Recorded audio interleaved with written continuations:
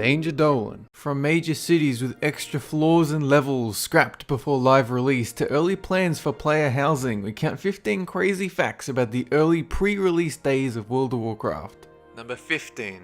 Now, back before the art teams had designed the purple and green instance portals we know today, they used the old Blasted Lands Dark Portal as a placeholder for the entrance to some dungeons. In fact, there was one particular portal in underwater Azshara that led many to presume an underwater raid was inevitable, but later on it disappeared, either a random addition or the long dead chance of an Azshara raid. Number 14. During early WoW development, the team had plans for an epic flying undead raid called Naxxramas, but in the meantime, they didn't know where to dump the floating necropolis placeholder.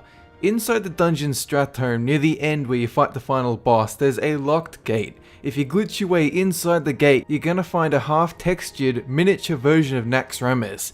Evidently, they'd planned raiders to find the raid entrance inside the dungeon, just as the entrance to Molten Core is inside Blackrock Depths. But they scrapped it, and instead Naxxramas wound up floating above Eastern Plaguelands until it was moved to Northrend in Wrath. Number 13. Ironforge was originally designed to be the biggest city in the game. Instead of one circular floor, there were multiple floors and staircases until it was all squished down, since the devs realized it was just too confusing. Gnomeregan was intended to be a full-fledged capital city for gnomes, just as Ironforge was for dwarves, even with an elevator that led straight from Ironforge to Gnomeregan. But since the trolls didn't have a capital city, Blizzard decided to turn Gnomeregan into a dungeon, otherwise there would be faction imbalance. Number 12. Once upon a time, hunters could use almost every weapon, but even further back than that, they were supposed to be able to wear a type of shield known as a buckler. When bucklers were removed in favor of just one type of shield, both hunters and rogues could no longer use it either.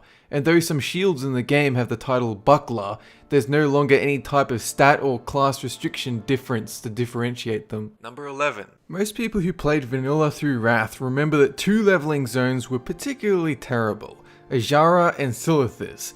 But did you know that technically they weren't even complete? Blizzard too late realized they'd accidentally designed Azshara with an inefficient questing layout, and they thought players would hate it so much that they actually stopped making quests and instead left most of it for the Cataclysm revamp.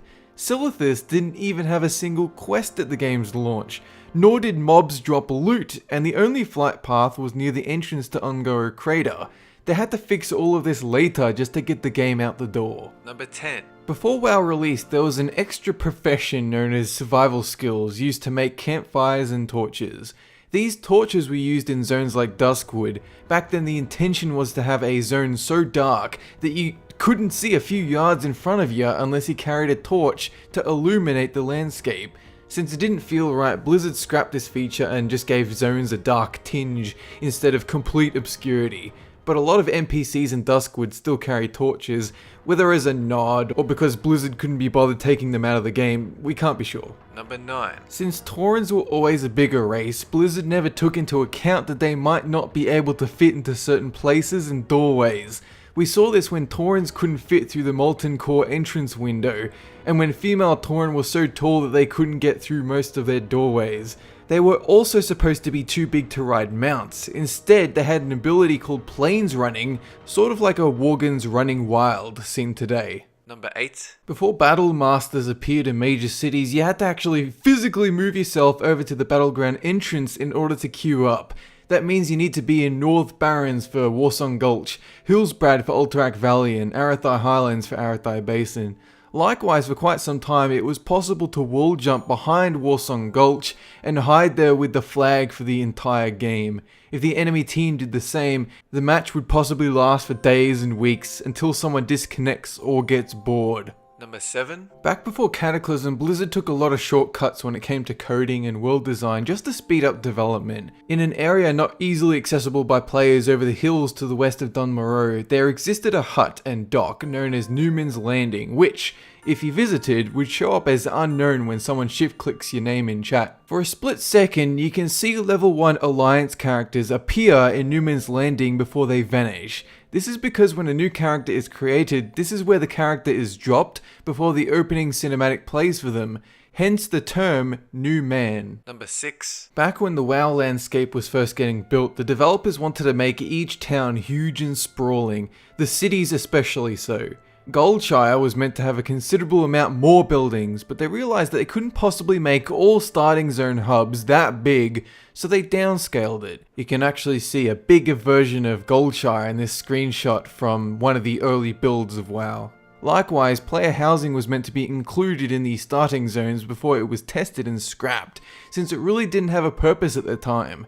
This idea would later be replaced by tillers farming garrisons. Number 5. At one point, trolls could do a Joker emote about killing dwarves that alluded to smoking weed. Nobody really knows how it made it into the game, but Blizzard removed it after the complaints rolled in. And before female trolls were given any concept art or in-game models, Blizzard reskinned male trolls with a female coat of paint, leading to this hunched monstrosity.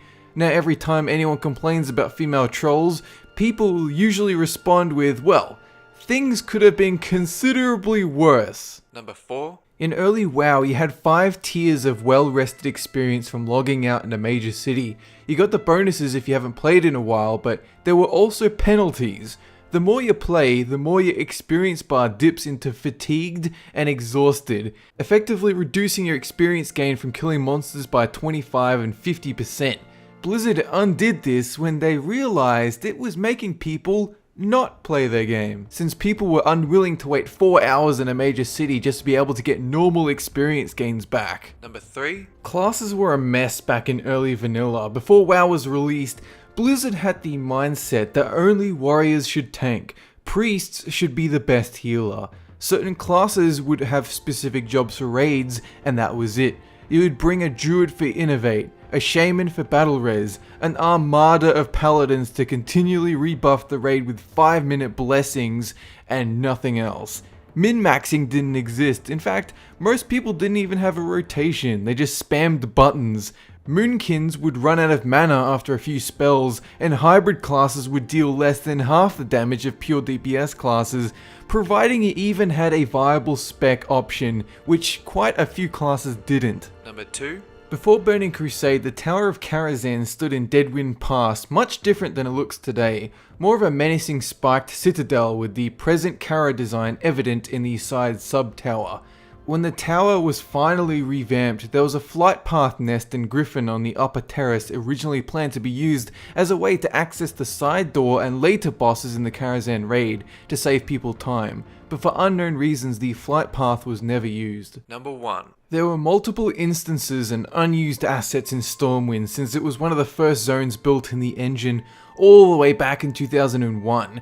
Here you can see an early incomplete version of Stockades with a different design.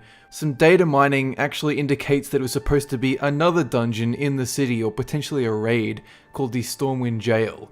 And the blocked off portal near Old Town was supposed to be used for instance player housing. Deep Run tram was supposed to take you to Darnassus before Ironforge took over, since it would make no sense for a tram to be built underneath half the world and wind around the Maelstrom just because players didn't want to fly. Also, I have one more amazing WoW fact to show you. Just look at this.